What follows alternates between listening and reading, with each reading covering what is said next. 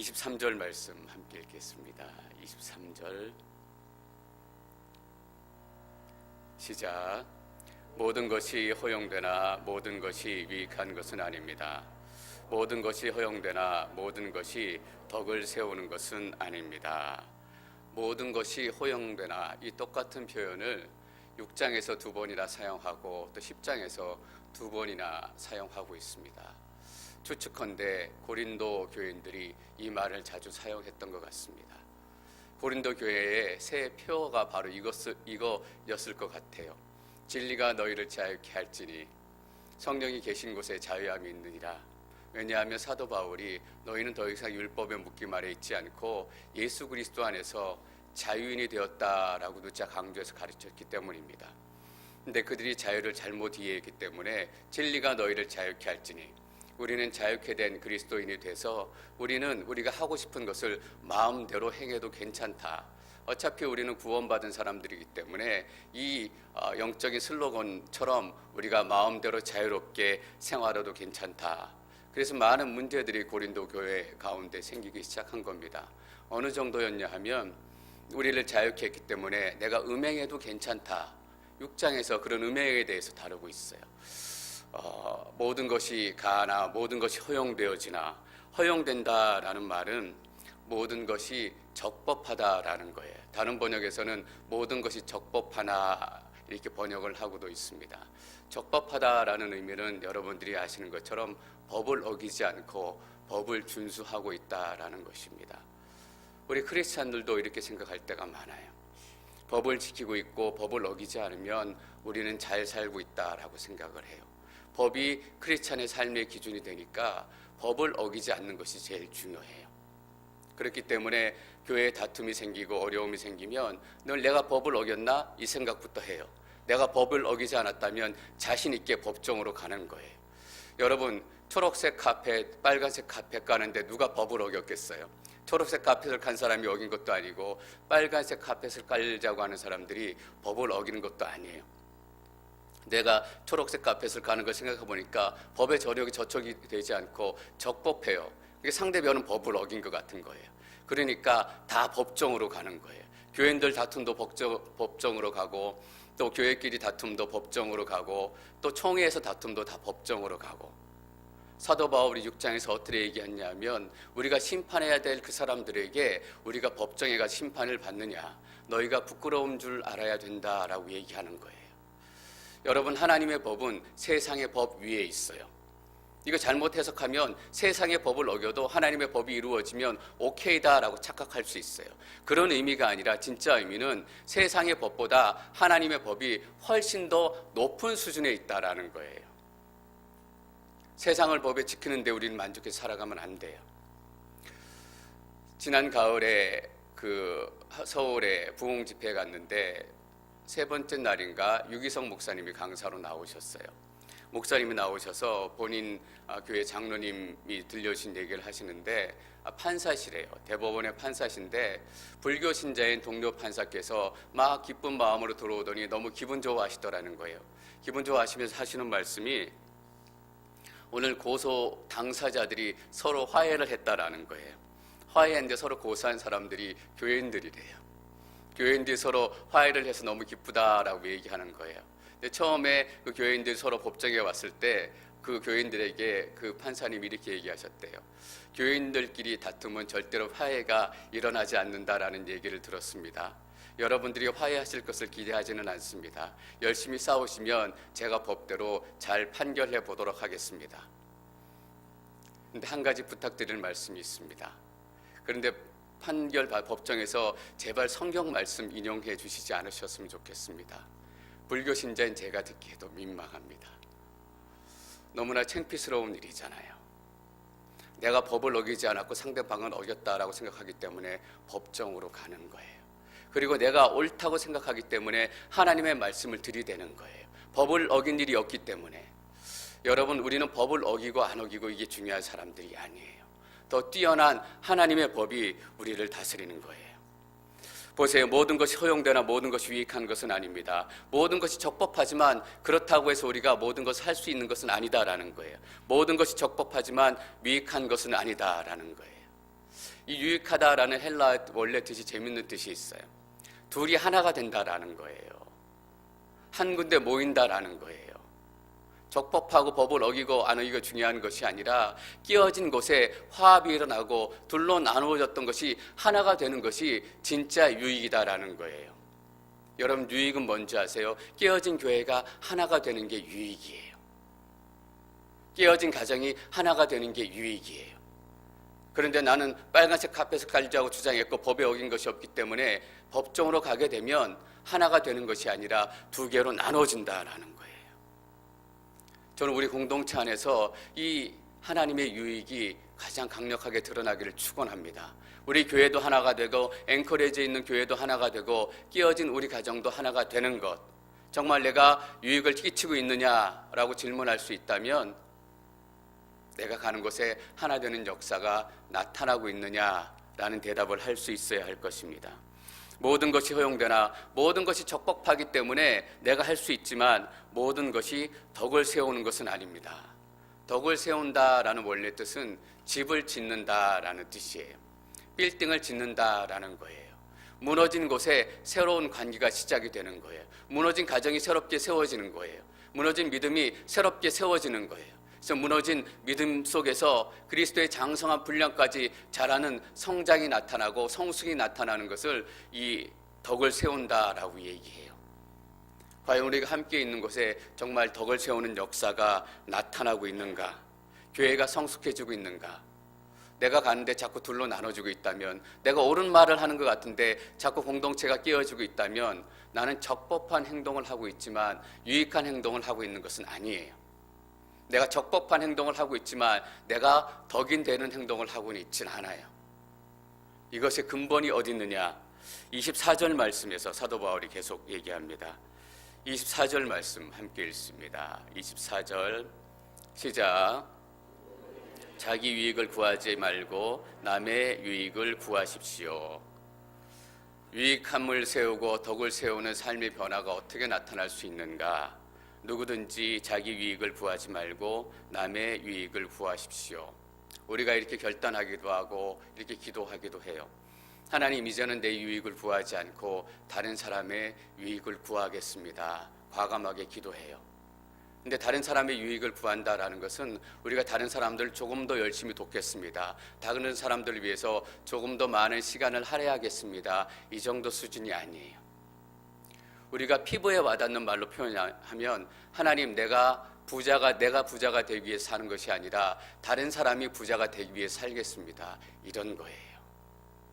나의 유익을 구하지 않는 것, 다른 사람이 유익을 구하는 것.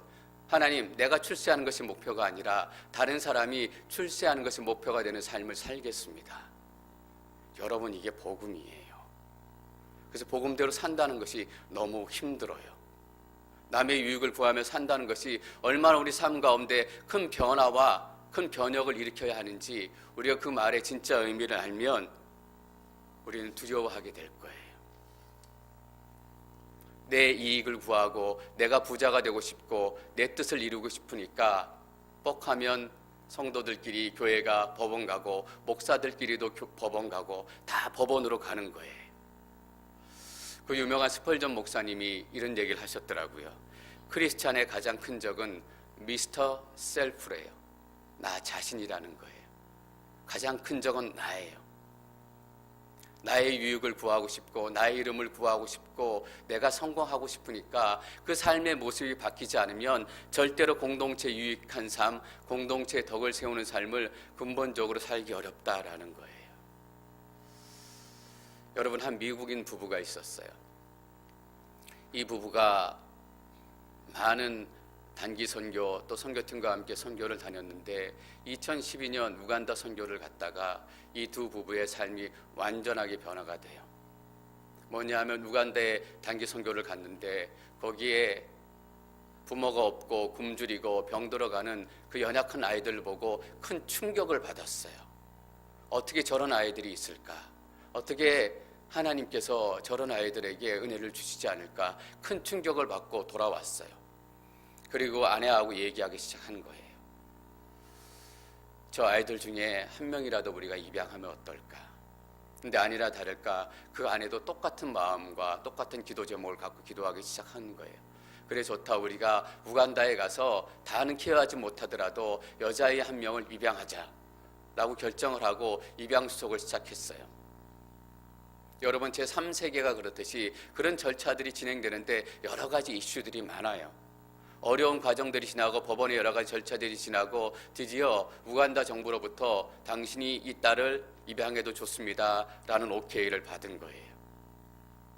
이제 미국 대사관에 이 아이 미국 비자만 신청해서 그 비자만 나오면 아이를 데리고 미국으로 데려와서 아이를 거기서 키울 수 있는 거예요. 근데 알지 못하는 이유로 클로에라는 그 여자아이의 미국 입국 비자가 안 나오는 거예요. 거절이 된 거예요. 두 사람의 마음이 너무 힘든 거예요. 어떻게 하면 좋을까? 하나님 앞에 기도하다가 두 사람이 결정했어요. 저 아이가 미국으로 올 수 없다면 우리가 아프리카로 가자. 그래서 이 가정이 아프리카로 이주했어요. 이미 두 부부에게는 세 자녀가 있었어요. 내가 부자가 되는 것이 아니라 다른 사람이 부자가 되는 것을 목표로 가지고 사는 것이 정말 불가능한 일처럼 보이지만 그렇게 사는 사람이 있다라는 거예요. 우리 안에 그런 엄청난 큰일부터 시작하기는 어려울지도 몰라요. 그러나 우리 삶 안에 우리가 계속적으로 기도해야 되는 것은 하나님, 우리가 복음을 피상적으로 듣고 마는 것이 아니라 오늘 조금 은혜 받고 하나님께 조금 눈물을 흘리게 해주시고 내가 열심히 살겠습니다, 이 정도 결단이 아니라 하나님 복음이 말씀이 내 안에 들어오셔서 역사하셔서 나의 삶의 근본부터 바뀌기를 원합니다. 미스터 셀프가 내 인생의 주인이 아니라 다른 사람이 성공하고 다른 사람이 부자가 되고 다른 사람이 출세하는 것 쉽게 여러분들에게 말씀드리는 거예요. 그것이 내 삶의 목표가 되기를 원합니다. 여러분, 그것이 목표가 되면 법원 갈 일이 없어요. 법정 가서 다툴 일이 없다라는 거예요. 교회가 얼마나 많은 교회가 법원 가서 싸워요. 오늘도 제가 교계 기사 읽다가 또 다른 교회가 법정 가서 싸우고 있는 기사를 읽었어요.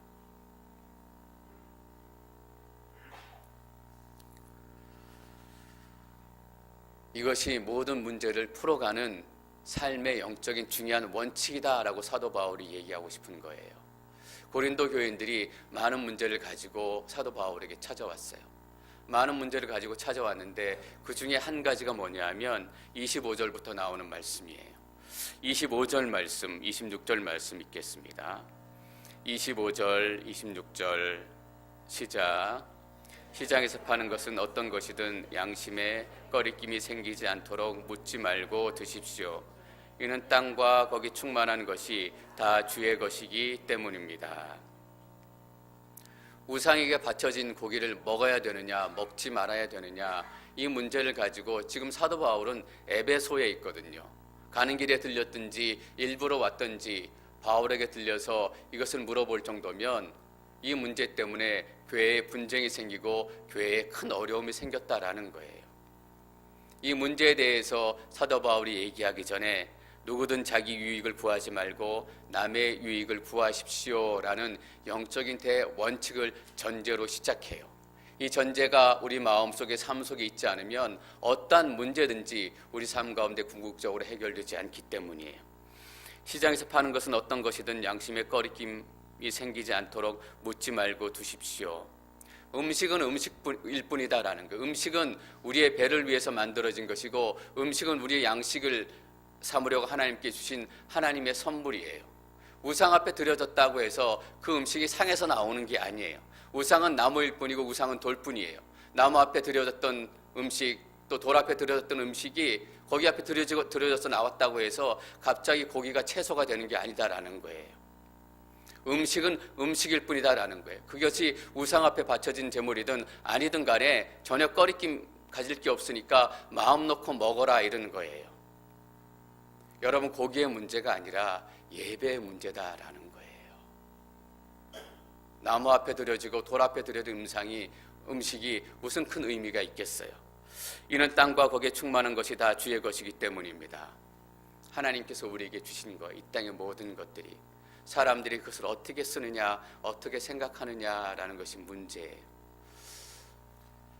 27절 말씀 계속 읽겠습니다. 27절 시작. 믿지 않는 사람들 가운데 어떤 사람이 여러분을 초대했는데 여러분이 가기를 원한다면 여러분 앞에 차려진 것은 무엇이든지 양심에 거리낌이 생기지 않도록 묻지 말고 드십시오. 믿지 않는 사람이 가정에 초대했어요. 믿지 않는 사람이 초대해서 고기를 내오면 우상 앞에 바쳐진 고기일 가능성이 높아요. 그런데도 거리낌을 갖지 말고 먹어라라고 얘기하는 거예요. 근데 10장 앞부분에 사도 바울이 어떻게 얘기하냐면 이방 신전에 가서 예배하고 그 고기를 먹지 말라고 얘기한 거예요. 다시 한번 말씀드리면 고기의 문제가 아니라 예배의 문제다라는 거예요. 이방 사람들이 초대하고 가기를 원한다면 저는 이 마음에서 이방 사람들이 초대했을 때 가능하면 그 초대의 자리에 응했으면 좋겠다라는 사도 바울의 보이지 않는 음성이 들리는 것 같아요. 이방 사람들이기 때문에 나와 다르기 때문에 나는 그들과 교제하지도 상종하지도 않겠다. 사도 바울은 한 번도 그렇게 얘기한 적이 없어요. 우리가 이슬람 포비아를 가지고 있어요. 이슬람 사람들과는 우리는 상종도 하지 말아야 된다. 은연중에 이런 두려움들이 있는 거예요. 근데 이슬람 사람들이 우리의 적이 아니라 사단이 우리의 적인 거예요. 이슬람 사람들은 어떤 사람들이에요? 하나님의 사랑을 나누고 드려야 될 사람들이에요. 제가 이슬람 사람들 생각하면 제가 몇 번이나 말씀드렸지만 작년 선교작정 헌금 영상 때 나오셨던 그 인도네시아 선교사님의 이야기가 자꾸 떠올라요. 여러분 마라나타 예수님 빨리 오십시오라고 기도해 주시지 마십시오. 왜냐하면 인도네시아에 하나님을 만나야 될 영혼들이 너무나 많습니다. 여러분 우리가 복음을 증거해야 되고 복음을 나누어야 될 사람들이 너무나 많은 거예요. 어떤 무신론 학자가 이런 얘기를 했더라고요. 만약 당신들이 얘기하는 복음이 진짜라면 하나님이 살아계시고 예수 그리스도가 죄의 문제를 가지고 죽었고 예수 그리스도를 믿으면 영원한 생명을 얻는 것이 진짜라면 당신들이 얼마나 사람들을 사랑하지 않기에 복음을 증거하지 않을 수 있습니까? 얼마나 사람들에게 관심이 없기에 그 생명의 복음을 당신들이 전하지 않을 수 있단 말입니까? 무신론자가 그렇게 얘기하는 거예요. 그런데 우리는 복음을 진리라고 믿고 예수 그리스도의 구원을 진리라고 믿는데 얼마나 우리가 사람들을 사랑하지 않고 미워하면 이 복음을 증거하지 않는 거예요. 여러분 복음은 교양의 문제가 아니에요. 복음은 생명의 문제예요. 어떠한 이방 사람들이라도 그들이 우리를 초대하면 우리가 기쁜 마음으로 그 장소에 달려가야 되는 거예요. 하나님의 사랑을 언제 나눌 수 있을까? 하나님의 사랑이 어떻게 보여질 수 있을까? 때를 얻든지 못 얻든지 하나님의 말씀을 전하라. 여러분이 가기를 원한다면 여러분 앞에 차려진 음식은 무엇이든 양심에 꺼리낌 없이 생기지 않도록 묻지 말고 드십시오. 마음껏 먹으라는 거예요. 고기가 맛있으면 많이 먹고 맛없으면 적게 먹고 그것이 우상에 바쳐진 제물이든 아니든 그것이 상관이 없다라는 거예요. 그런데 문제가 생겨요.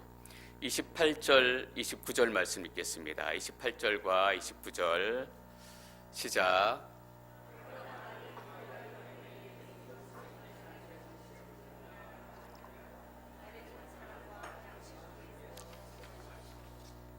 내가 지금 말하는 양심은 당신 자신의 양심이 아니라 다른 사람의 양심입니다. 왜 내 자유가 남의 양심에 의해 판단을 받아야 합니까? 이것이 우상에게 바쳐진 제물입니다 라고 크리스찬에게 얘기해 주는 사람은 이유가 있을 거예요. 우상에게 바쳐진 제물인데 당신 먹어도 괜찮아요? 라고 묻는 거예요. 이런 사람들은 우상 나무와 돌 앞에 바쳐진 음식이 아니라 진짜 어떤 신에게 바쳐진 음식이라고 믿는 거예요. 우리 신에게 바쳐진 음식인데 당신 예수 그리스도를 믿는다라고 얘기하면서 이 음식은 먹어도 괜찮아요? 라고 묻는 거예요. 여러분 서울에 계실 때 한국에 계실 때 제사 많이 드려보셨을 거 아니에요. 저도 어렸을 때 제사 드렸던 기억이 많이 나요. 제사 드리면 홍동백서 또 뭐죠? 뭐 동쪽에는 생선을 넣고 또 서쪽에는 고기를 넣고 하여튼 차려놓고 뭐 절도 하고 뭐 절하는 거 끝나면 밥에다가 숟가락을 얹어놓고 몇 분 기다려요. 그 다음에 고기에 젓가락 얹어놓고 몇 분 기다려요. 그리고 몇 분 이렇게 쭉 놓고 쭉 지나가면 마지막에 물을 한 대접 거기다 갖다 올려요. 다 드셨으니까 물로 입가심 하시라는 얘기예요. 아무것도 아니잖아요. 그냥 올려놓고 그냥 하는 거예요. 진짜 조상신이 있어서 그걸 와서 먹는 게 아니에요. 그러니까 거리낌 없이 우리는 제사 음식을 먹을 수 있는 거예요. 동쪽에 차려진 생선부터 서쪽에 차려진 고기까지 순서대로 쫙 먹으면 돼요. 거리낌이 없는 거예요. 근데 어떤 사람이 이것이 제사 음식인데 괜찮겠습니까? 라고 물어보는 사람이 있다면 그 사람은 다르게 생각하는 거예요. 조상신이 있고 어떤 신이 있어서 그 음식을 와서 먹었다라고 생각하는 거예요. 그런 사람이 내가 목사인 제가 가서 음식을 먹고 있으면, 제사 음식을 먹고 있으면 이상하다라고 생각할 거 아니에요. 또 믿음이 연약한 사람이 와서 박재영 목사가 제사 음식을 먹고 있는 걸 보면, 야, 목사가 제사 음식을 다 먹네, 말세다 말세, 이런 거 아니에요. 나를 위해서가 아니라 다른 사람의 유익을 위해서 먹지 말라라는 거예요. 내가 아무리 스테이크를 좋아할지라도, 내가 아무리 생선을 좋아할지라도 다른 사람을 위해서 그 음식을 먹지 말라는 거예요. 그럼 이렇게 얘기해요. 내가 지금 말하는 양심은 당신 자신의 양심이 아니라 다른 사람의 양심입니다. 왜 내 자유가 남의 양심에 의해서 판단을 받아야 합니까? 내가 하고 싶은 것을 해야 되는데 법을 어긴 것도 아니고 내가 왜 다른 사람의 양심에 의해서 내 자유가 판단을 받아야 됩니까? 여러분 잘 기억하셔야 돼요. 다른 사람의 자유에 의해서 판단하는 것이 아니라 다른 사람을 사랑하기 때문에 그래요. 여러분 사랑하면 자유가 자꾸 들어주는 거 아세요? 결혼하면 자꾸 자유가 줄어드는 거 아세요? 내가 한 여인을 사랑하면 밤에 친구들 만나러 다니지 않아요. 왜냐하면 사랑하는 여인이 혼자 있는 것이 두렵기 때문에, 혼자 있는 것이 안타깝기 때문에. 내가 다른 사람들 때문에 마음대로 행동할 수 없는 게 아니에요. 내가 목사라서 그냥 다른 사람들의 눈치 보고 그것 때문에 행동 마음대로 할 수 없는 게 아니에요.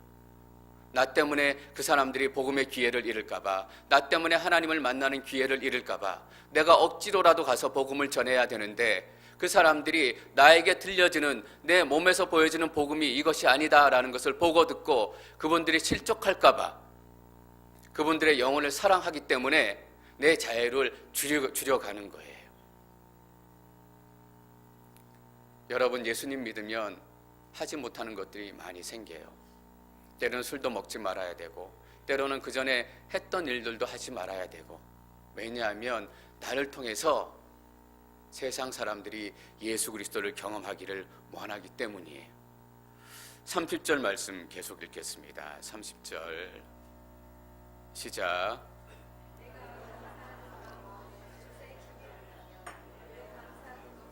내가 비난을 받아야 합니까? 라고 반문할지도 모르겠습니다.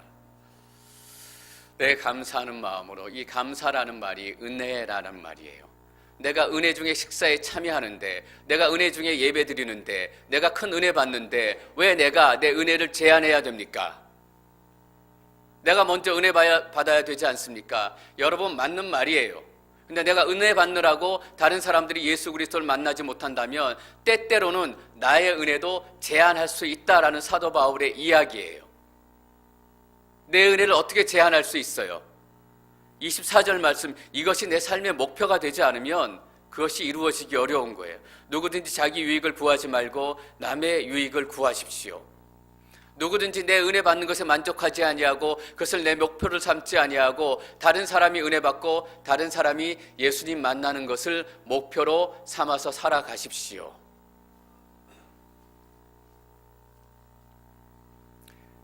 그래서 진짜 은혜 받은 사람, 진짜 하나님의 복음을 경험한 사람은 남편 때문에 당분간 교회 나오지 않을 수도 있어요. 잠시 예배 쉴 수도 있어요. 왜냐하면 그분은 여기 예배 나오지 않아도 하나님 안에서 홀로 예배 드릴 수 있는 영적인 능력이 있기 때문이에요. 그러나 그 시기를 통해서 남편에게 은혜가 증거되어지고 남편에게 예수 그리스도의 사랑이 보여질 수 있다면 지금 참을 수 있다라는 거예요. 내가 감사하는 마음으로, 내가 은혜 중에 하나님의 식사에 참여하는데 내가 왜 감사하는 것으로 인해 내가 비난을 받아야 합니까? 왜냐하면 내 사랑하는 남편이고 사랑하는 아내고 사랑하는 자녀이기 때문입니다. 31절 말씀 계속 읽겠습니다. 31절 시작. 그러나 여러분은 먹든지 마시든지 무엇을 행하든지 모든 것을 하나님의 영광을 위해 사십시오. 오늘 사도 바울은 우리의 삶이 복음으로 근본적으로 변화될 수 있는 영적인 두 가지 원칙을 제시하는 거예요. 첫 번째 원칙은 자기 유익을 구하지 말고 남의 유익을 구하십시오. 두 번째 원칙은 뭐냐 하면 여러분은 먹든지 마시든지 무엇을 행하든지 모든 것을 하나님의 영광을 위해 하십시오. 모든 것을 교회 안에 있든지 교회 밖에 있든지 일요일이든지 월요일이든지 우리 교인에게든지 다른 교인에게든지 예수 믿는 사람에게든지 예수 믿지 않는 사람에게든지 하나님의 영광을 위해서 하십시오. 여러분, 이 두 가지 영적인 원칙을 합쳐보면 바로 이 얘기예요.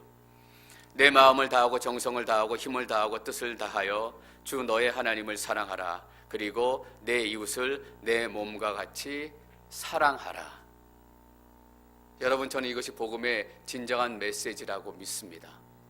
복음은 우리가 구원받는 데서 끝나는 것이 아니라 사랑하는 것까지 나아가야 되는 거예요. 다른 이웃을 사랑하고 하나님을 사랑하는 관계까지 나아가야 되는 거예요. 여러분, 우리가 물건을 싸게 팔고 또 싸게 사고 또 절약하고 이렇게 살아야 돼요. 근데 우리가 너무 아끼고 너무 절약하는 바람에 물건을 파는 분들이 예수 믿는 사람이 왜 그래? 예수 믿는 사람이 왜 이렇게 인색해? 이렇게 얘기한다면 거기에는 하나님의 영광이 드러나지 않는다라는 거예요. 물건 싸게 사는 게 나빠요? 안 나빠요. 물건 싸게 사는 게 옳아요. 옳음에도 불구하고 예수 믿는 사람이 왜 그래? 하나님의 영광이 드러나지 않는다면 그것도 포기할 수 있다라는 거예요. 여러분, 내가 원하는 장사에 호떡 장사할 수 있어요. 내가 좋다고 생각한 자리에 호떡 장사할 수 있어요. 그런데 주위에 호떡 파는 사람이 있어서 예수 믿는 사람이 왜 그래? 라고 얘기한다면 아무 것에도 저촉되지 않고 적법하고 모든 것이 허용되지만 그 자리에 내가 호떡 팔지 않는 거예요. 왜냐하면 하나님의 영광이 드러나야 하기 때문이에요. 여러분, 우리 교회에도 더 많은 은혜가 있는 프로그램들을 할 수 있고 더 많은 집회를 할 수 있고 더 많은 새로운 것들을 시작할 수 있어요. 그런데 이 마음을 우리가 가져야 돼요. 우리의 프로그램 때문에, 우리의 어떤 일들 때문에 여기는 다른 교회들이 불편하고 다른 교회들이 마음 상한다면 앵커리지 온누리 교회 왜 그래? 때로는 우리가 그 프로그램도 내려놓아야 하고 때로는 우리가 그 은혜도 잠시 보류할 수 있어야 된다라는 거예요. 근데 여러분, 우리가 포기하고 내려놓는 그 순간에 저는 더 큰 하나님의 은혜와 영광을 경험하게 될 줄 믿습니다. 은혜는 프로그램을 통해서 시스템을 통해서 오는 것이기 때문이에요. 그래서 우리가 은혜의 본질을 깨닫는 것이 중요해요. 은혜의 본질은 하나님의 선물이다라는 거예요. 32절 말씀 제가 읽습니다. 여러분은 유대 사람에게든지 그리스 사람에게든지 하나님의 교회에게든지 걸려 넘어지게 하는 사람이 되지 마십시오. 여러분, 크리스찬은 어떤 사람인가? 교회는 어떤 것이 되어야 하는가? 사람에게 걸려 넘어지고 돈 문제 때문에 걸려 넘어지고 질병 문제 때문에 걸려 넘어진 사람들에게 손을 내밀어주고 이렇게 세워지는 것이 크리스찬이에요. 그것이 교회예요. 우리 때문에 사람들이 넘어져서는 안 된다라는 거예요. 우리가 흔히 이런 얘기 하잖아요. 더 이상 세상은 우리의 입을 바라보지 않는다. 우리의 삶을 바라본다라는 거예요. 제가 미국 몰래카메라 영상을 하나 봤는데 몰래카메라에 그 제작진이 홈리스 한 사람에게 가서 100불을 줘요. 홈리스는 진짜 홈리스예요. 홈리스에게 100불은 얼마나 큰 돈이겠어요. 몰래카메라의 목적은 이거예요. 홈리스에게 100불을 주고 홈리스가 도대체 그 100불로 뭐 하는지 보자라는 거예요. 근데 100불을 홈리스를 주니까 받자마자 일어서서 제작진의 예상대로 가게로 들어가는 거예요. 그리고 잔뜩 먹을 것을 사오는 거예요. 역시 먹을 것이 부족했으니까 그걸로 자기 먹을 것을 다 사가지고 나오는구나.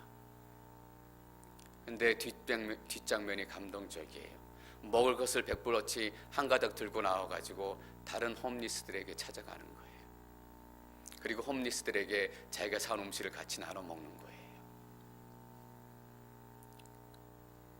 이것이 사실은 크리스찬의 모습이 돼야 돼요. 넘어진 사람들이 이렇게 세워지고 또 상처받은 사람들을 이렇게 세워주고 걸려 넘어지게 하는 사람이 되지 마십시오. 저는 이 귀한 은혜가 우리 공동체 가운데 충만하게 나타나게 될 줄 믿습니다. 제가 우리 공동체를 위해서 계속 기도하는 기도 제목이 이거예요. 하나님, 우리 앵커리지 온누리 교회가 뿌리채 바뀌었으면 좋겠습니다. 바닥부터 완전히 새로워졌으면 좋겠습니다. 내가 아니라 공동체가 먼저가 되게 하시고, 앵커리지 온누리 교회가 아니라 앵커리지가 먼저가 되게 하시고, 세상이 먼저가 되게 하시고, 그래야 예수 믿고 싶어질 거 아니에요. 33절 계속 읽겠습니다. 33절 시작. 자신의 유익을 구하지 않고 많은 사람의 유익을 구합니다. 이는 그들이 구원을 받게 하려는 것입니다. 사도 바울의 목표는 너무나 명확합니다. 이는 그들이 구원을 받게 하려는 것입니다. 어떻게 나의 유익을 내려놓을 수 있을까? 다른 사람의 유익을 먼저 생각하고 하나님의 영광을 먼저 생각할 수 있을까? 구원이 우리의 목표가 되지 않는다면, 구원을 이 땅에 전하는 것이 우리의 삶의 제일의 목표가 되지 않는다면 절대 변하지 않는 거예요. 사도 바울이 자신의 모든 것을 다 내려놓을 수 있었던 이유는 구원이 사도 바울의 유일한 목적이 됐기 때문이에요. 그래서 11장 1절 말씀을 할 수 있는 거예요. 11장 1절 말씀 읽습니다. 시작. 내가 그리스도를 본받는 것처럼 여러분은 나를 본받는 사람들이 되십시오.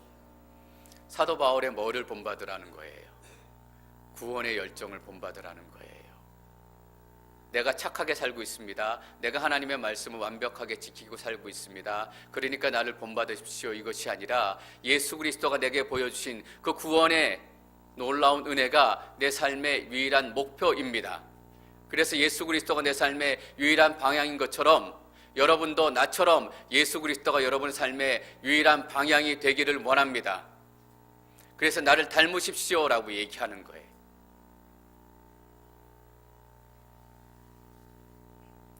우리가 서로 이런 본보기가 됐으면 좋겠어요.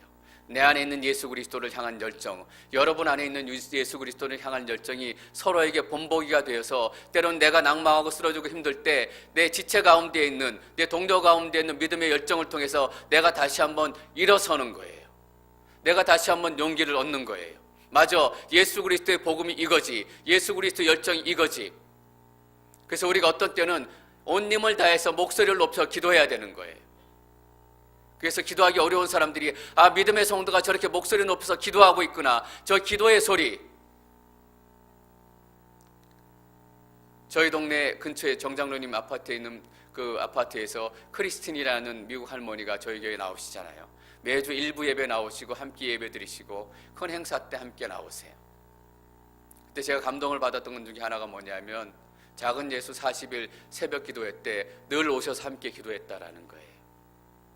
설교는 한국말로 진행되니까 이해를 못하셔서 설교가 끝날 때쯤 오셔가지고 기도하기 시작한 거예요. 어느 날 제 뒷자리에 앉아서 막 소리 높이 기도하시는데 그 기도 소리를 듣고 제가 얼마나 큰 격려를 받았는지 모르겠어요. 그 미국 할머니가 세계 지도자들을 위해서 기도하는 거예요. 미국 땅을 위해서 기도하는 거예요. 앵커리지 온누리 교회를 위해서 기도하는 거예요. 그 기도를 들으니까 제 기도가 막 살아나는 것 같아요. 하나님, 우리 교회를 위해서 미국 할머니도 와서 기도하는데요. 세계 리더를 위해서 미국 할머니가 와서 우리가 함께 기도하는데요. 본보기가 되어주는 거예요. 여러분은 나를 본받는 사람들이 되십시오. 이런 의미가 되는 거예요. 그래서 사도 바울도 고린도 교인들을 본받고 갈라디아 교인들을 본받고 그 스스로도 지칠 때가 있지 않겠어요? 그래서 사도 바울이 서신서를 쓸 때마다 자주 쓰는 표현이 있어요. 여러분이 복음 안에 성장한다는 소식 때문에 내가 기쁩니다. 기쁘다라는 말이 어떤 의미예요? 힘이 된다라는 거잖아요. 용기가 된다라는 거예요. 내가 감옥에 비록 갇혀 있지만 여러분의 믿음의 동역 때문에 내가 여기서도 복음을 전할 은혜와 복음을 전할 용기를 얻습니다라는 거예요. 여러분, 복음이 우리 삶의 유일한 목표가 되리라고 저는 믿습니다. 굴로 가야 돼요. 그렇지 않으면 절대 우리가 바뀌지 않아요. 여러분, 영적인 두 가지 원칙을 기억하십시오. 나의 유익을 구하지 않고 남의 유익을 구하라. 먹든지 마시든지 무엇을 행하든지 모든 것을 하나님의 영광을 위해서 하십시오. 어떻게 이렇게 할 수 있는가? 오직 예수 그리스도를 통해서 주신 구원만이 우리의 삶의 은혜와 목표가 될 때 이 놀라운 변화가 시작될 줄 믿습니다.